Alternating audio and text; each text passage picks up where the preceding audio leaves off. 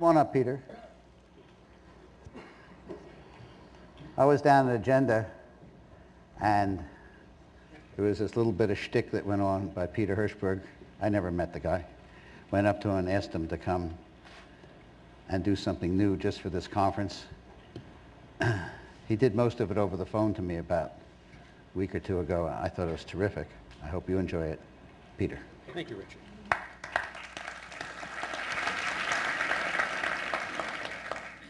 Thanks. You know, a lot of folks claim that the explosive growth of the web and its enormous valuations are unprecedented, and I'd like to question that today. You know, has there ever been any other enterprise that has succeeded by promising a future that is so much more rewarding than the present that it passes all rational calculation? And the answer is yes.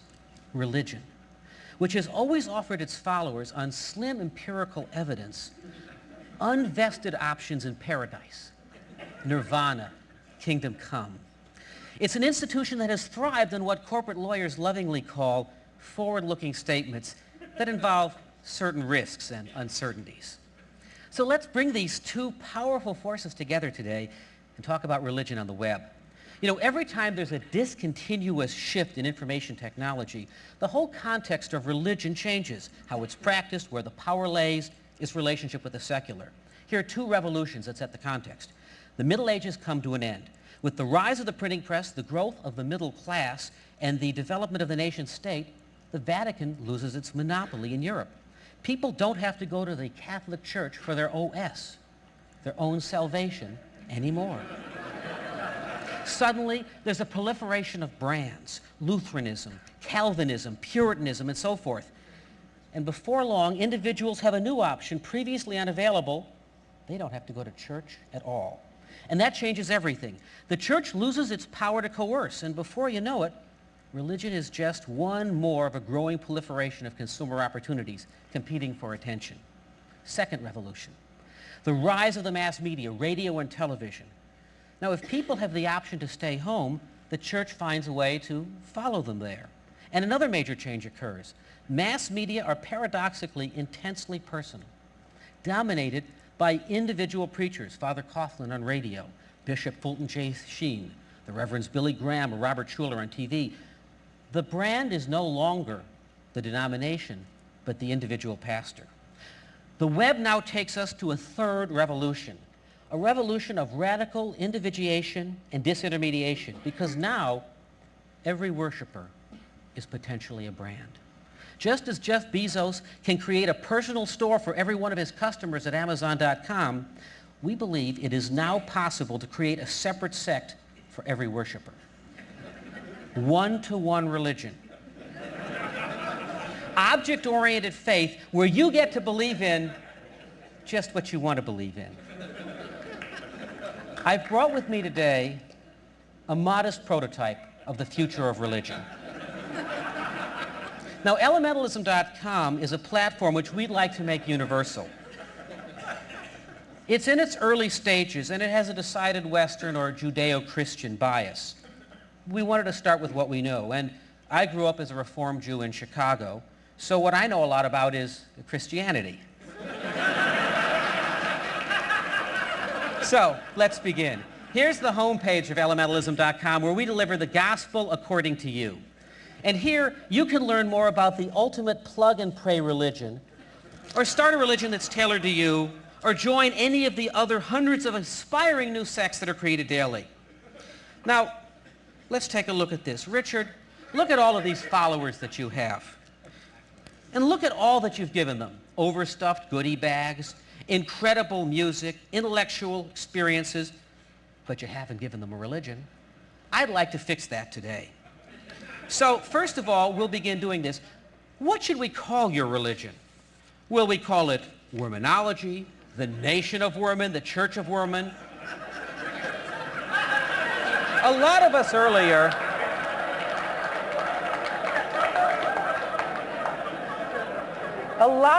earlier thought that secular Wormanism was it. But no, I really think that Seventh-day Wormanism is your calling. Where will the faithful pray? Oh, in a mosque, a compound, a church. But I think in your world, Richard, over caviar at TED. What will we call you? What will we call you?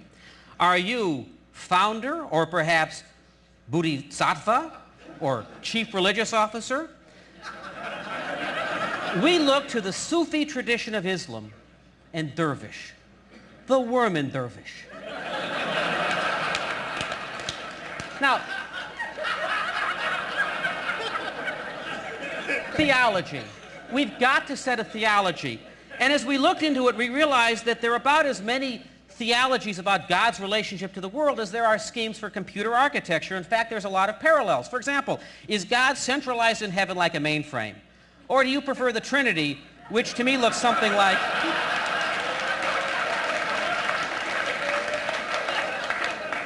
the client-server model? Or is God distributed everywhere, which is what I think Sun hopes Genie will do for Java?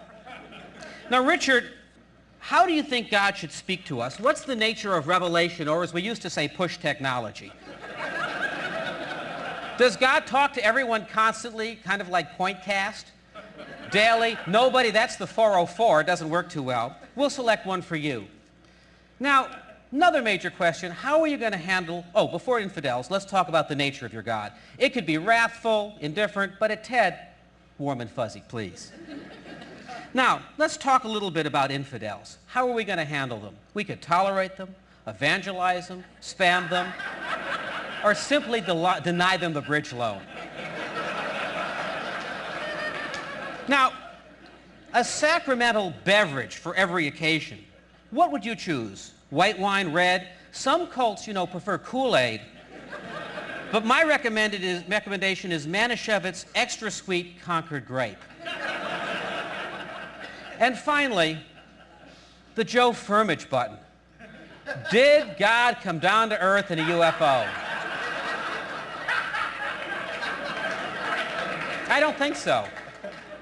Now, let's go ahead and create your religion. Oh, let me explain this. You know, joining a faith...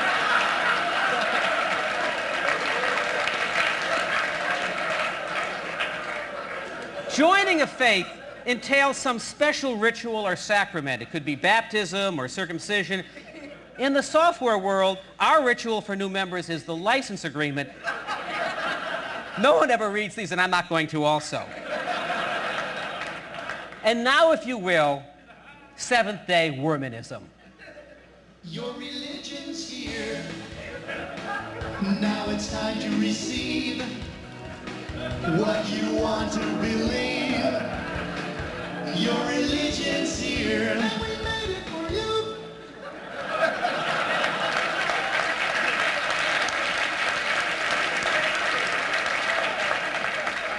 An uplifting spiritual, no? Well, look, Richard, here are my commandments. Thou shalt not covet thy neighbor's valuation. Thou shalt not take money in a deal with no business model. But I know what you're thinking. There's Sinbad in the audience. He's saying, I'm no orthodox Wormanologist. Of course not. You can choose conservative. And then it becomes, oh, please don't take money in a deal. Or please don't bear false witness when the prosecutor has your emails. And here's Jim Young. Jim Young saying, wait a minute, I'm reform. Okay, I'll try not to. You get the idea. Well, you know, if we're going to build a religion, we have to tell someone, and that's why we've generated a press release. So let's take a look at this exciting news from today. Seventh-day Wormanism launched at TED. Founder assumes title of Worman Dervish. And it's announced that you've embraced the fuzzy God who's transcendent, much like the web itself. And to celebrate, you're giving us all Manischewitz to compliment the caviar yesterday. There's other news on your site. For example, look, scientists proclaim that the Shroud of Redmond is authentic.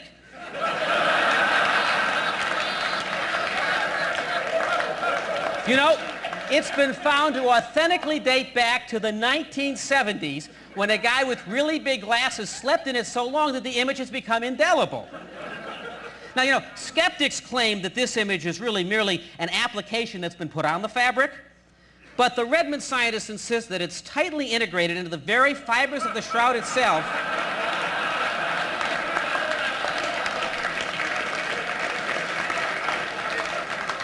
And And I believe they have the video to prove it.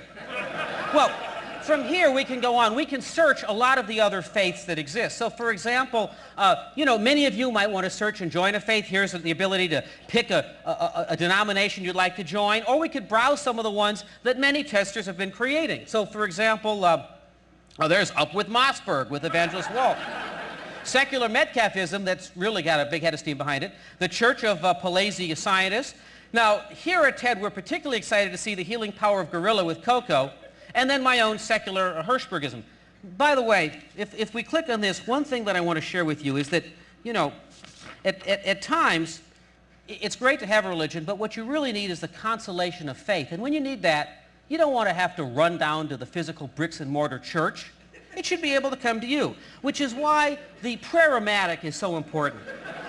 Now, we can pick areas that we're concerned about. For example, love, work, travel, or next round of financing. And we can get prayers on these things. So if your problem is out of runway before the next payroll, turn to the scripture. Or if your VC says you want us to merge with who, no problem. Let's take a look at this in work. Let's go to travel, an area that I know. And one of the questions today is the scripture relevant today? Well, just this morning, I was talking to my secretary, and she said I was going to have to change planes in O'Hare. And I'm thinking, what does the Bible have to say about this? Well, in Matthew 24:20, but pray ye your flight not be in the winter, neither on the Sabbath day. Well, you can imagine I called up the travel agent, we made some changes. Well, likewise, let's just say that I learned that I'm in coach again. Now, is there any consolation for me here? Let's go to the scripture. And the first shall be last, and the last shall be first.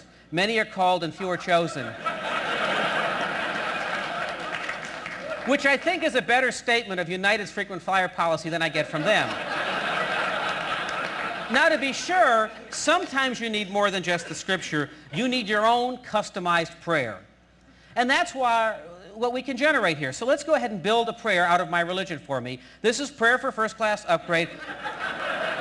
O thou who guides the birds in flight, as I slam dance before you, please grant me favor of a first class upgrade. Grant me the cunning to tell a convincing story to that officious functionary who stands guard over the keyboard, so on and so forth.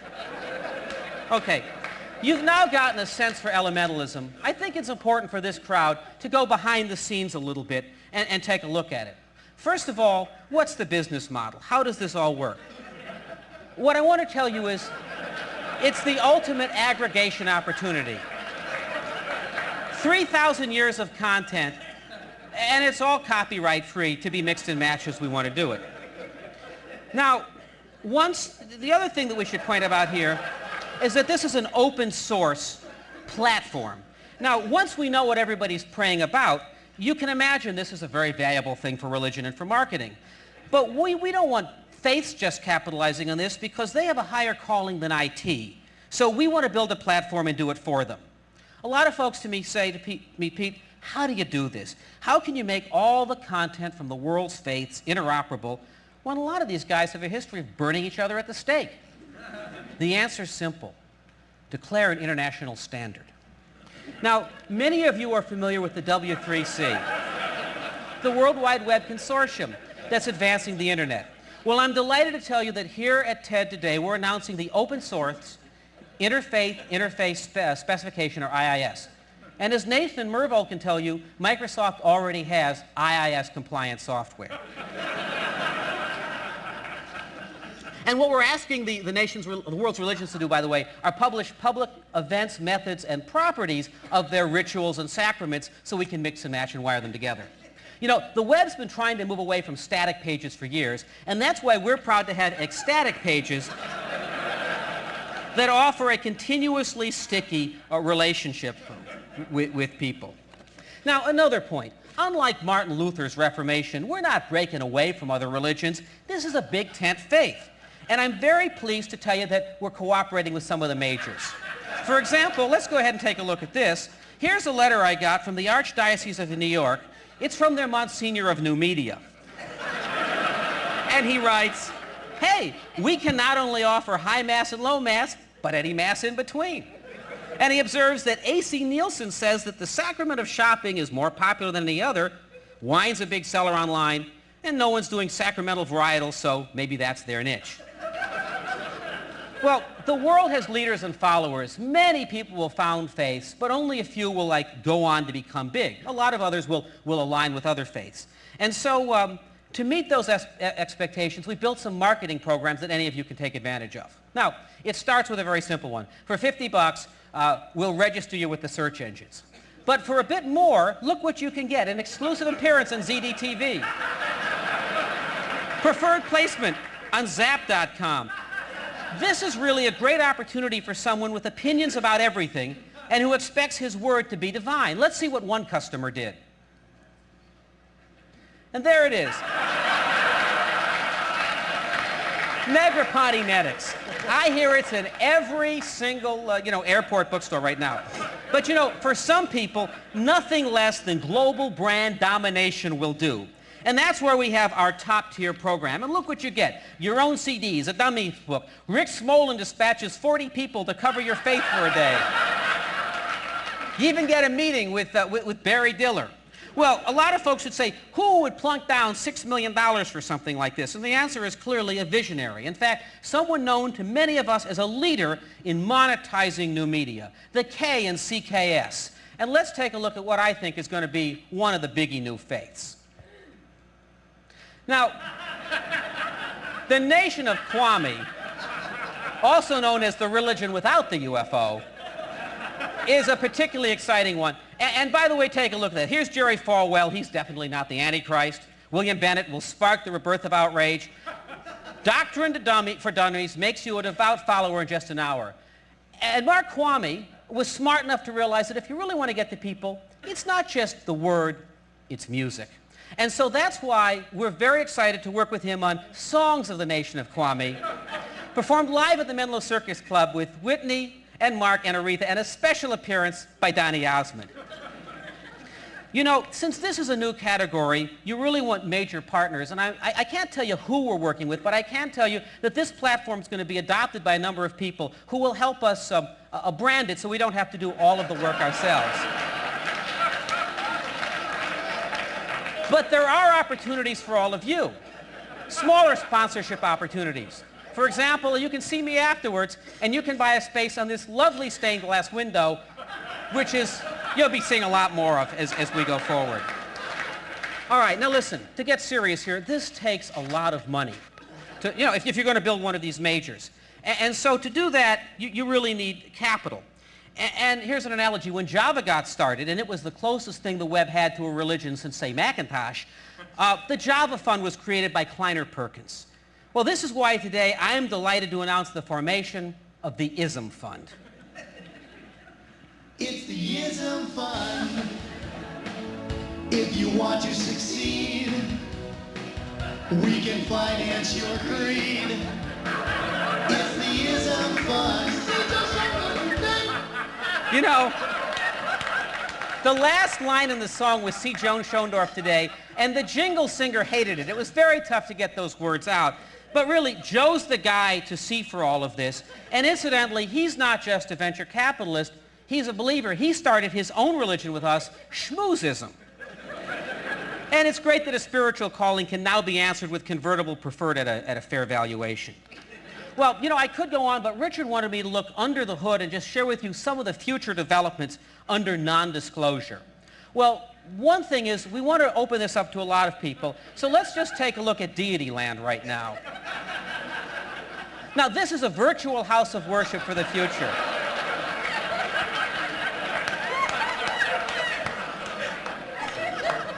We call it Magic Kingdom Come. And it features some exciting rides. For example, here's Marshall McLuhan himself, who shows up here, and he talks about how religion weathers the rise of the modern city. Let's listen to McLuhan. Nobody wants to be a priest anymore because they see it as leading to a sort of isolation and a specialized job without any adequate contact with people and without any adequate role to play in the lives of people. In an age of high-rise, think of a parish priest. What relation can a parish priest have to his parishioners in high-rise buildings? I suppose he could be at the top. And he could be... Well, you get the idea. you know, and finally, before we finish, I want to point out it's gotten some very good, we've gotten some very good notices.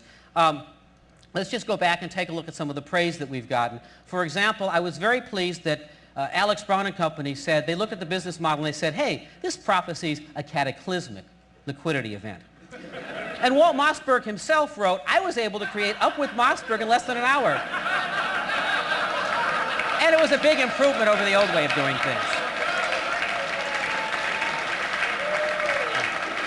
Okay. Finally, I'd like to share one more thing with you. Again, if you're going to make a religion big, you need the songbook, you need the music. And I'd like to share with you the first time the hymnal of elementalism. Now, there's a lot of work going on. I can't get no congregation. It's my pulpit, and I'll preach if I want to. I was talking to my good friend Rob Glazier. Religion to people on the net. We need something even more powerful than what Real Audio offers today. Something that feels even more present.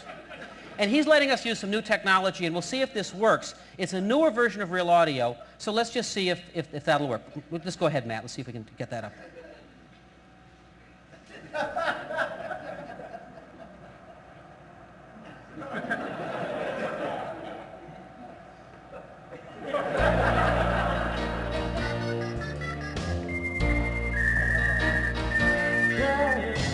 I believe, I can't believe in anything I care to.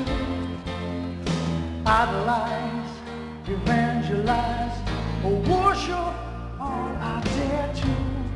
This faith of mine, I put on a line, and you can put yours there. Elementalism, elementalism, whenever I log on I see the light.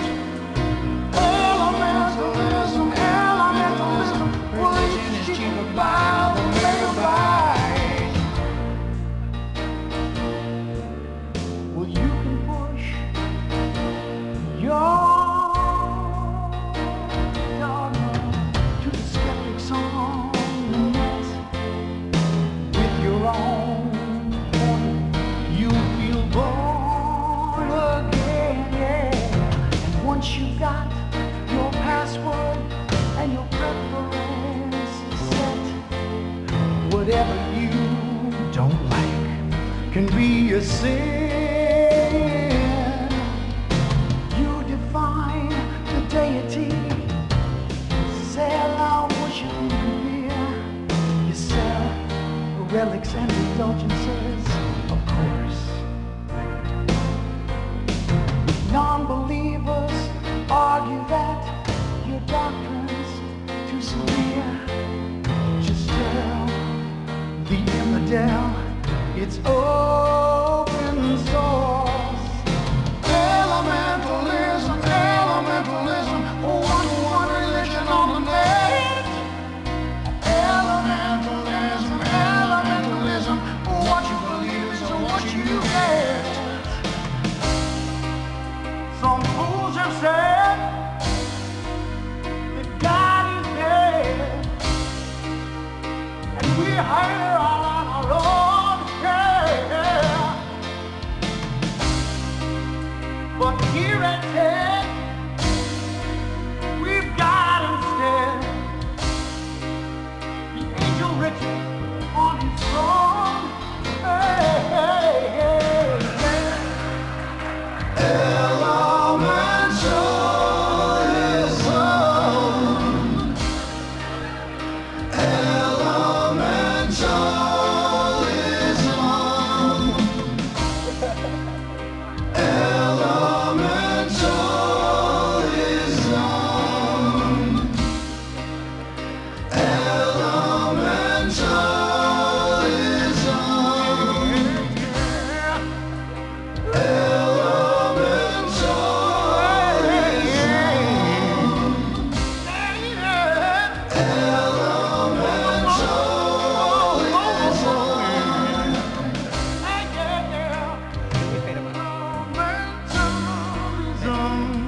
You can sing along with me a second. Huh, ladies? sing this one with me.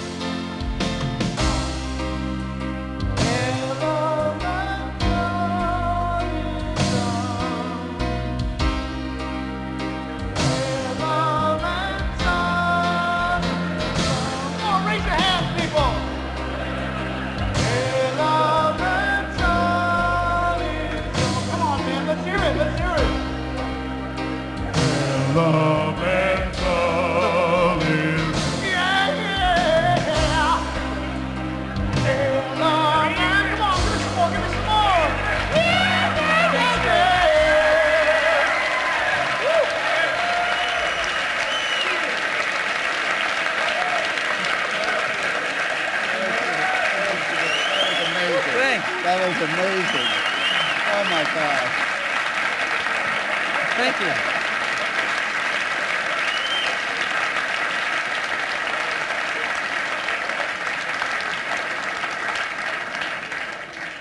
Now that we've built it, I hope you all get religion. Thank you very much.